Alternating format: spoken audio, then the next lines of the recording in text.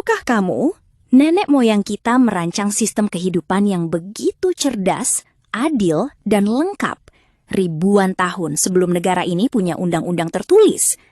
Bagaimana caranya agar adat ini tetap kokoh, tak lapuk dek hujan, tak lekang dek panas hingga hari ini? Mari kita bongkar rahasianya.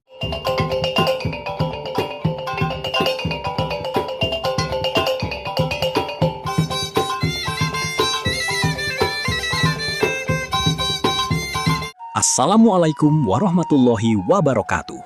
Selamat datang kembali di Minang Mustika Jaya, tempat di mana kita merawat setiap butir kenangan, memahami setiap makna, dan membawakan warisan luhur nenek moyang kita ke hadapan generasi sekarang dan mendatang. Kita pasti sudah tak asing lagi dengan ungkapan emas yang telah mengalir dalam darah kita. Adat basandi syarak, syarak basandi kitabullah, syarak mangato, adat memakai. Tapi tahukah kita bagaimana sebenarnya tatanan kehidupan masyarakat Minangkabau dibangun sejak ribuan tahun silam? Bagaimana nenek moyang kita menyusun aturan, norma, dan sistem hidup yang begitu kokoh hingga bisa menyatu sempurna dengan nilai agama dan bertahan menghadapi badai zaman hingga hari ini? Hari ini kita akan menyelami kedalaman warisan agung itu. Kita akan membongkar intisari pemikiran leluhur kita, sebagaimana tertuang dalam kitab-kitab rujukan adat yang penuh hikmah. Adat Minangkabau, pola dan tujuan hidup orang Minang, mustika adat Minangkabau, dan Minangkabau tanah pusaka. Ini bukan sekedar kumpulan aturan kaku, melainkan sebuah filsafat hidup yang mengajarkan kita bagaimana mencapai kesejahteraan dan kebahagiaan bersama-sama.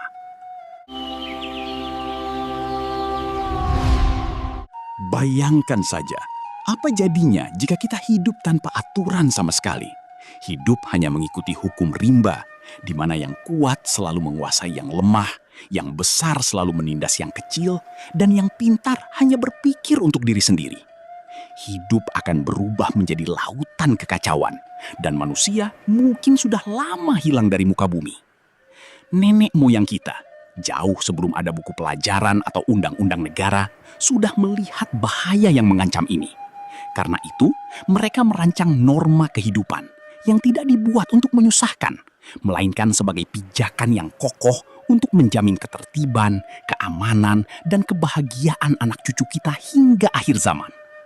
Norma ini menyentuh setiap sisi kehidupan, mulai dari bagaimana laki-laki dan perempuan harus bersikap, bagaimana harta kekayaan harus dikelola dengan baik, bagaimana kita bergaul dengan sesama hingga dengan orang yang berbeda, hingga bagaimana sistem kekerabatan kita tersusun rapi seperti pohon keluarga yang kokoh. Kalau kita benar-benar mempelajarinya dengan seksama, kita pasti akan terpesona dan merasa bangga luar biasa. Namun sayangnya, zaman yang semakin modern membuat banyak di antara kita mulai melupakan norma-norma mulia ini. Pepatah bijak pernah mengingatkan, tak tahu maka tak kenal, tak kenal maka tak cinta. Mari kita pelajari kembali akar budaya kita, agar rasa cinta kita pada adat dan tradisi ini tumbuh kembali subur, seperti padi yang tumbuh subur di sawah berundak kita. Salah satu keunikan masyarakat Minangkabau yang dikenal hingga ke penjuru dunia adalah sistem kekerabatan matrilineal, di mana garis keturunan dan pertalian darah kita diukur berdasarkan jalur ibu. Para ahli sejarah dan antropologi mengatakan, pada awalnya manusia hidup dalam kerumunan tanpa ikatan yang jelas. Namun perlahan-lahan manusia menyadari satu kebenaran yang tak terbantahkan. Hubungan antara seorang ibu dan anak-anaknya adalah yang paling pasti dan kuat di dunia ini. Anak akan selalu mengenal ibunya. Dan dari pemahaman mendalam ini, lahirlah kelompok keluarga yang pertama kali ada di bumi. Dari pemikiran cerdas itu, lahirlah 3 unsur utama yang menjadi pondasi sistem matrilineal kita. Pertama, garis keturunan kita ditarik sepenuhnya menurut jalur ibu. Dari nenek kita, ke ibu kita, lalu ke kita. Kedua, berlaku adat eksogami. Artinya kita wajib menikah dengan orang dari kelompok atau suku yang berbeda. Kawin serumpun dilarang keras, agar ikatan persaudaraan kita menyebar luas dan kedamaian selalu terjaga. Ketiga, ibu memegang peranan sentral, sebagai pusat pendidikan keluarga, penjaga kekayaan kaum, dan pelindung kesejahteraan kita semua. Dulu pernah ada orang yang menyebut ini sebagai matriarkat atau ibu berkuasa, tapi istilah itu kemudian kita tinggalkan. Karena di alam Minang, ibu adalah pemilik dan pusat kehormatan keluarga. Namun pelaksana kekuasaan dan pengelola adat adalah saudara laki-lakinya, yang kita kenal dengan sebutan mama. Ini adalah sistem keseimbangan yang begitu cerdas dan adil, di mana tidak ada satu pihak yang mendominasi yang lain.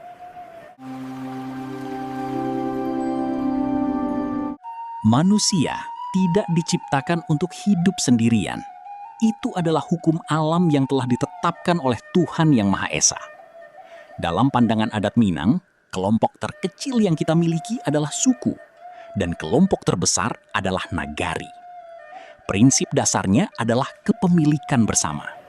Setiap individu adalah milik kelompoknya, dan kelompok adalah milik setiap anggotanya. Hubungan kita begitu erat, ibarat ikan dan air. Ikan adalah individu, air adalah suku tempat hidup. Bila ikan keluar dari air, ia akan segera mati. Dari falsafah dalam kalimat itu, lahirlah pepatah agung yang selalu kita banggakan. Suku yang tidak bisa dianjak, malu yang tidak bisa dibagi. Artinya, apa yang terjadi pada satu orang di dalam kelompok kita, itu adalah tanggung jawab kita semua. Suka, kita sama-sama meriahkan. Duka, kita sama-sama menanggung. Individu yang baik akan membentuk masyarakat yang rukun. Dan masyarakat yang tertib akan melahirkan pribadi yang mulia. Tidak ada kata keluarga Batik saja di alam Minang, karena semua orang adalah bagian dari satu keluarga besar yang terikat dengan janji adat yang suci.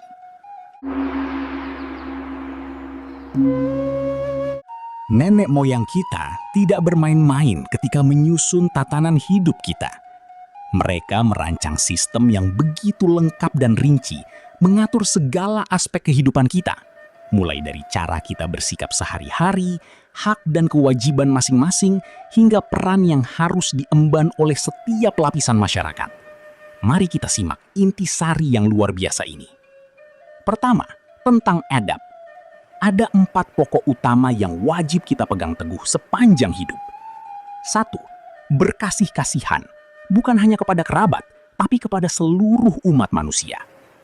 2. Menghormati orang tua, guru, nini mama, dan setiap pemimpin yang kita percayai. 3. Yang tua kita hormati dan muliakan, yang muda kita sayangi dan dididik, yang sebaya kita santuni dan jaga hubungan baiknya. 4. Hidup bersama dengan semangat tolong-menolong di jalan kebaikan. Jauhkan diri dari dengki, khianat, dan keserakahan yang merusak. Kedua, tentang tertib. Semua ada aturannya. Cara menyambut tamu dengan senyum hangat dan tangan terbuka. Cara duduk yang sopan ketika bersama orang tua. Cara berjalan yang mengiringi, bukan menyilang orang yang lebih tua. Bahkan cara makan dan bicara yang selalu lembut serta merendahkan diri. Semua ini bukan untuk menyekat kita, melainkan untuk menjaga harga diri kita dan kehormatan bersama. Ketiga, peran laki-laki dan perempuan. Tidak ada yang lebih tinggi atau lebih rendah. Wanita diwajibkan untuk sabar, patuh, berilmu pengetahuan dan kesusilaan, cermat dalam setiap tingkah laku, dan menjaga nama baik keluarga dengan sepenuh hati. Laki-laki diwajibkan untuk menuntut ilmu tanpa lelah, merendahkan diri di depan orang lain, bertutur kata yang halus dan penuh makna, serta menjadi teladan yang baik bagi semua orang. Keempat, tugas orang tua dan pemimpin. Mereka punya hutang yang sangat mulia.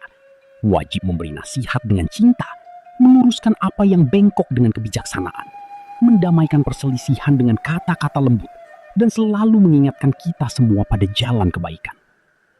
Bila kusut diselesaikan, bila keruh diperjernih. Kelima, hak milik dan jabatan.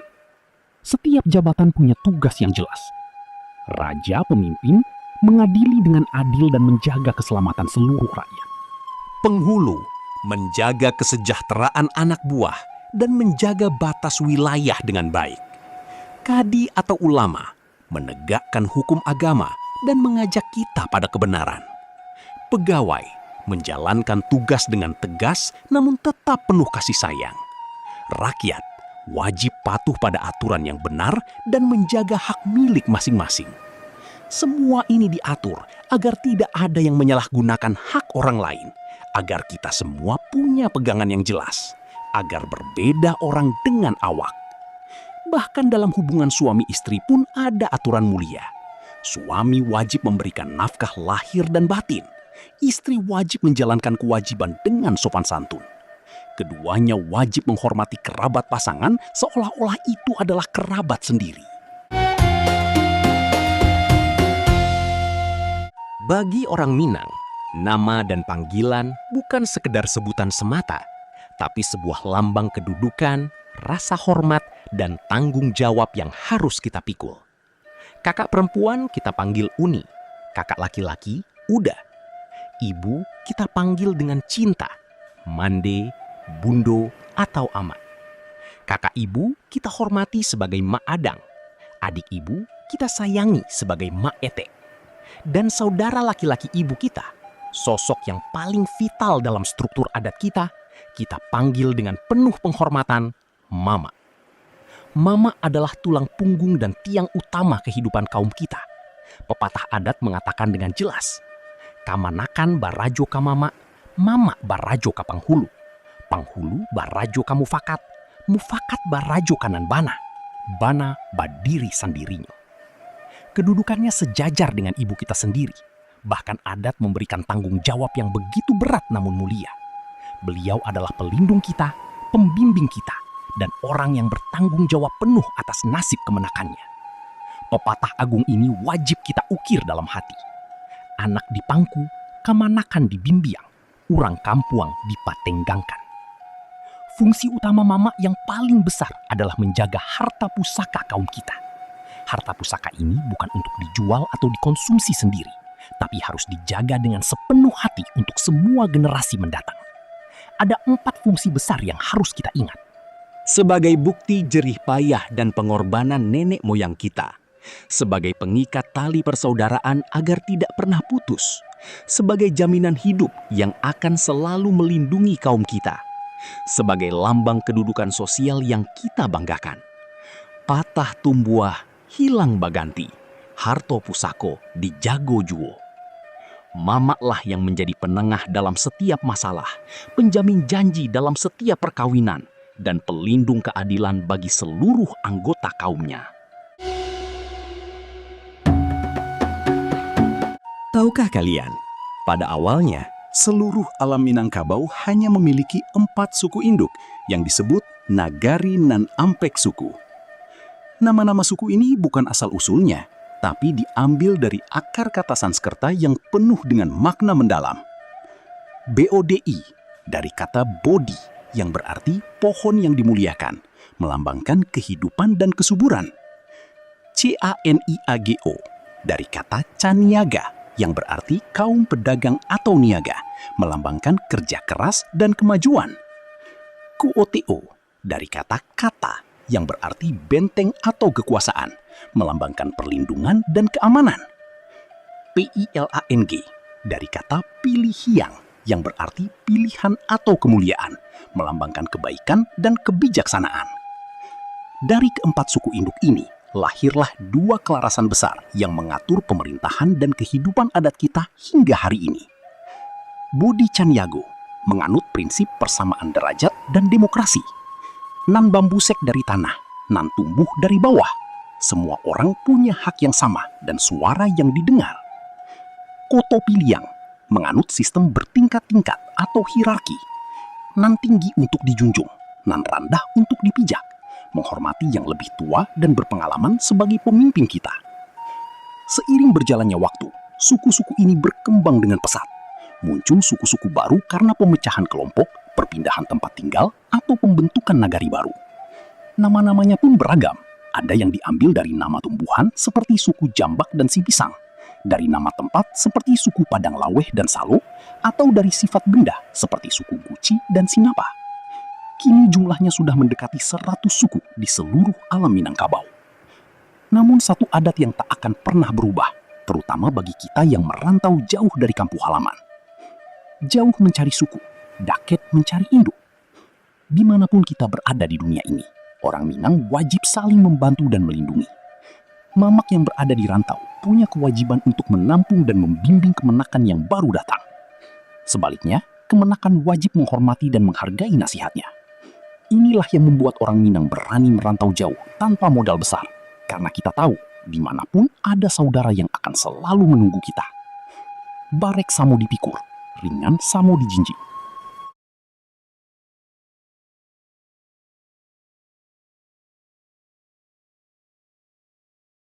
Begitulah potret lengkap tatanan hidup masyarakat Minangkabau yang telah dibangun dengan cinta dan kebijaksanaan oleh nenek moyang kita. Sebuah sistem yang dirancang dengan sangat rapi, adil, dan penuh kasih sayang. Mulanya dibangun dari norma yang jelas, berlandaskan ajaran agama yang suci, disusun di atas sistem kekerabatan matrilineal yang kokoh, dikuatkan dengan ikatan persaudaraan suku yang erat, dan dijalankan melalui adab serta sopan santun yang tinggi. Semua ini memiliki satu tujuan yang sama, menciptakan kehidupan yang aman, damai, dan sejahtera di dunia dan akhirat. Warisan ini bukan milik masa lalu yang harus kita tinggalkan, tapi milik kita hari ini dan masa depan yang harus kita jaga dengan sepenuh hati. Tugas kita adalah memahaminya dengan benar, menghayatinya dalam kehidupan sehari-hari, dan meneruskannya kepada anak cucu kita kelak. Semoga video ini bisa menambah wawasan kita semua, menambah keimanan kita pada kebaikan, dan semakin menumbuhkan rasa cinta kita pada adat dan budaya sendiri. Jangan lupa tekan tombol like jika Anda merasa video ini memberikan manfaat dan membuat Anda lebih bangga menjadi orang Minang. Ketikkan di kolom komen bagian mana yang menurut Anda paling menarik, atau ada topik lain tentang budaya Minang yang ingin Anda ketahui lebih dalam. Dan yang paling penting, subscribe sekarang juga, serta nyalakan lonceng notifikasi, agar Anda tidak ketinggalan pembahasan-pembahasan menarik lainnya seputar kekayaan budaya nenek moyang kita. Sampai jumpa di pembahasan berikutnya, hanya di kanal Minang Mustika Jaya. Wassalamualaikum warahmatullahi wabarakatuh.